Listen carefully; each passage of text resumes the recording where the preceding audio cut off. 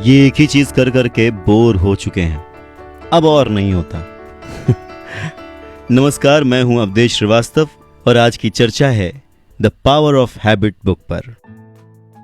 अच्छा, ये जो लाइन आपने सुनी, जो अभी मैंने कुछ देर पहले कही, हम सब ने कभी ना कभी किसी ना किसी चीज के बारे में तो कही है ना? हम बोर हो चुके हैं, हमसे अब और नहीं होता, एक ही चीज को कितनी बार करें, वगैरह वगैरह। आदतों के साथ वैसा नहीं है। हमें पता ही नहीं चलता कि कब हम सेम चीज हर दिन ठीक उसी वक्त पर करते हैं। और ये सब हम कर पाते हैं हमारे दिमाग के एक हिस्से की वजह से, जो कि अब जब हम सोने चले जाते हैं तब हमारी इन आदतों को कलेक्ट करता है, उनको एनालाइज करता है।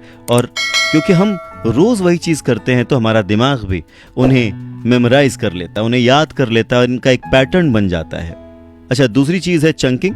ये एक ऐसा प्रोसेस है जिसमें दिमाग एक्टिविटीज की किसी भी चेन को एक नॉर्मल रूटीन में बदल देता है। मतलब अगर ये कहें कि आदतें जो बनाने का कारण है वो ये चंकिंग है तो गलत नहीं होगा। अब आचरण चंक्स कैसे होते हैं? ऐसे बहुत सारे सेट्स होते हैं, बहुत सारे चंक्स होते हैं जिन पर हम रोज डिपेंड करते हैं।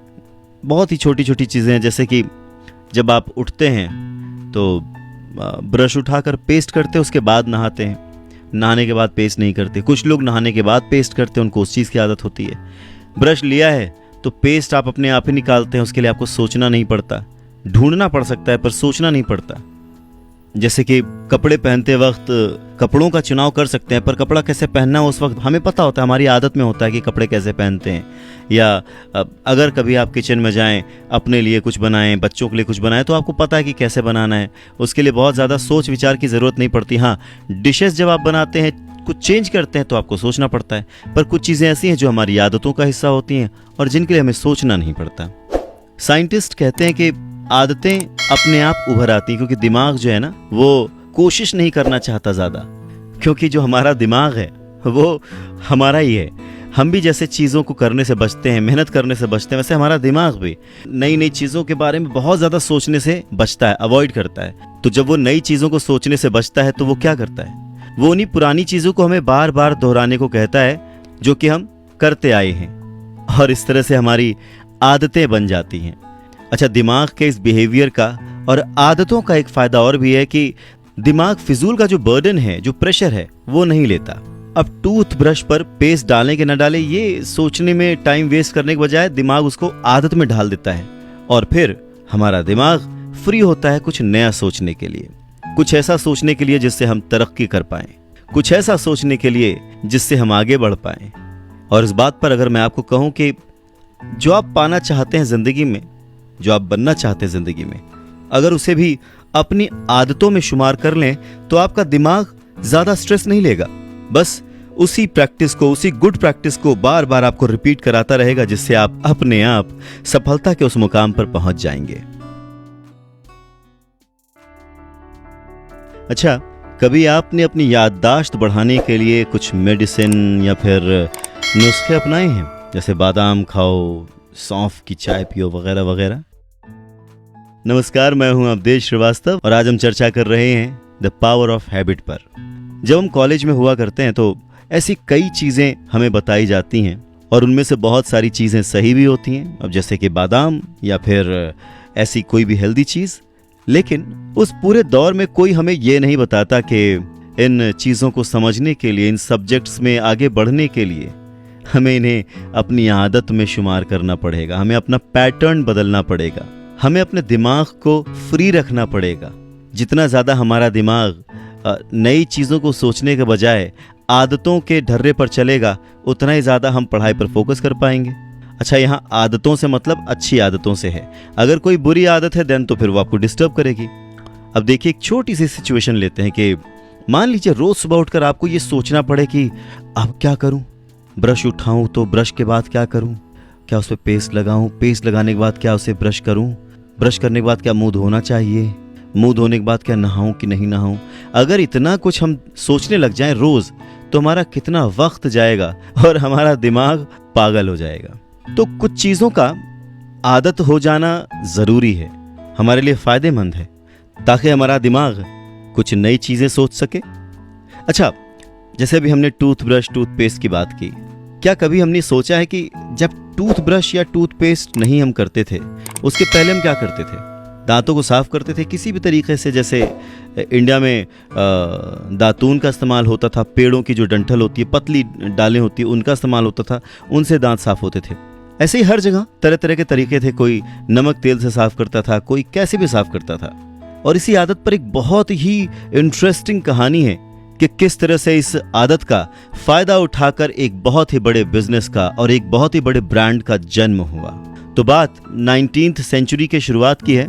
क्लाउड सी हॉकिंस नाम के एक बहुत ही फेमस अमेरिकन एग्जीक्यूटिव के पास उनका कोई दोस्त एक आइडिया लेकर आया, बिजनेस आइडिया, और उसने बताया कि मेरे पास ना एक बहुत ही इंटरेस्टिंग प्रोडक्ट है, मैंने इसको बनाया है और मैं जानता हूं कि ये बहुत चलेगा, बहुत ही मुनाफे का काम है, बहुत ही फायदा होने वाला है।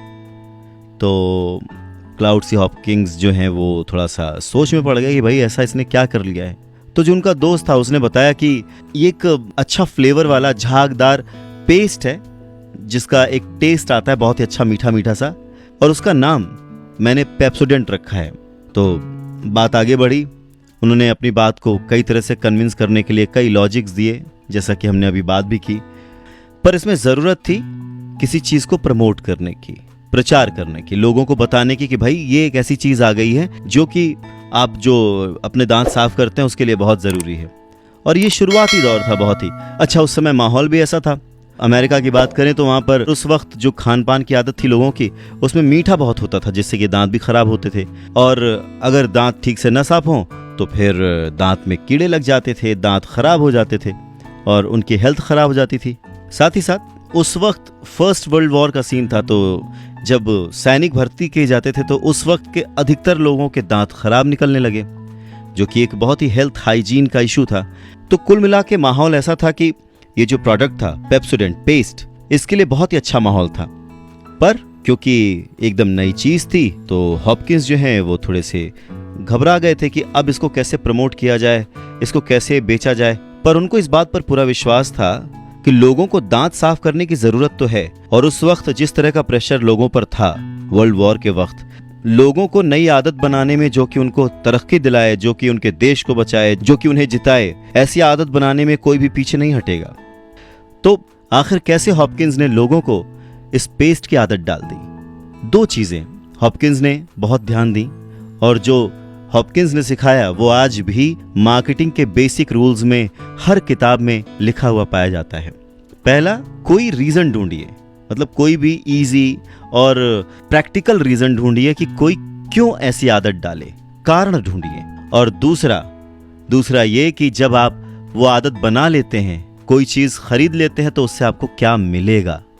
पेस्ट के केस में अगर हम बात करें तो हॉपकिंस ने यही दो चीजें फाइनल की थी। पहला, उसने बहुत ही आसान कारण दिया था लोगों को, और वो ये था कि लोगों के दांत गंदे हो रहे हैं, खराब हो रहे हैं, जिससे उन्हें नुकसान हो रहा है, जिसका डर उसने लोगों के मन में बिठाया। और उसका सीधा सा जवाब, सीधा सा समाधान, बहुत ही आसान समाधान दिया कि आप उसका बनाया हुआ पेस्ट खरीदिए, उसे इस्तेमाल कीजिए, तो आपको क्या मिलेगा। जो दूसरा सिद्धांत था कि रिजल्ट क्या आएगा, तो रिजल्ट ये आएगा कि आपके दांत बहुत खूबसूरत हो जाएंगे, गंदे नहीं दिखेंगे, लोग आपको पसंद करेंगे, वगैरह वगैरह। और इन दो बेसिक सिद्धांतों से, बेसिक रूल से उसने अपने पेस्ट को पूरे अमेरिका में फैला दिया। और उसका प्रत्यक्ष प्रमाण ये था कि जब सेकेंड वर्ल्ड वॉर के आसार थे, उस वक्त जब भर्ती की गई तो कोई भी सैनिक दांतों की गंदगी, ओरल हाइजीन की वजह से रिजेक्ट नहीं किया गया, क्योंकि वो सारे के सारे सुबह उठकर ब्रश करते थे उसी पेस्ट से।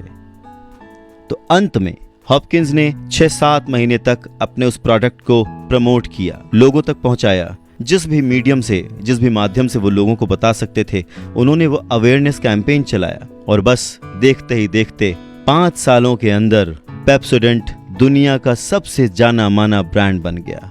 एक ऐसा प्रोडक्ट जिसकी लोगों को आदत पड़ चुकी थी। अमेरिकी लोग सुबह उठकर ब्रश करने लग गए, पेप्सोडेंट से अपने दांत साफ करने लग गए। तो इस छोटी सी कहानी से एक चीज तो बहुत ही साफ नजर आती है कि आदतें बनाई जा सकती हैं। जिन्हें दांत साफ करने की आदत थी, उन्होंने पेप्सोडेंट यूज किया। जिन्हें दांत साफ करने की आदत नहीं थी, उन्हें हालात ने यह आदत डालने पर मजबूर कर दिया। कारण चाहे कुछ भी हो, पर यह तो सच था कि आदतें बनाई जा सकती हैं, डेवलप की जा सकती हैं अपनी ज़रूरतों के हिसाब से। तो अगर ये कहें कि हमें अपनी सही ज़रूरत पहचाननी है और उसके हिसाब से कोशिश करके अपनी आदत बनानी है, तो ये कोई नामुमकिन काम नहीं है, क्योंकि आदतें बनाई जा सकती हैं। तो सोचिए कि आप अपने अंदर कौन सी आदत डेवलप करना चाहेंगे जिससे कि आपकी तरक्की हो, आप एक बेहतर और सक्सेसफुल इंसान बन सकें।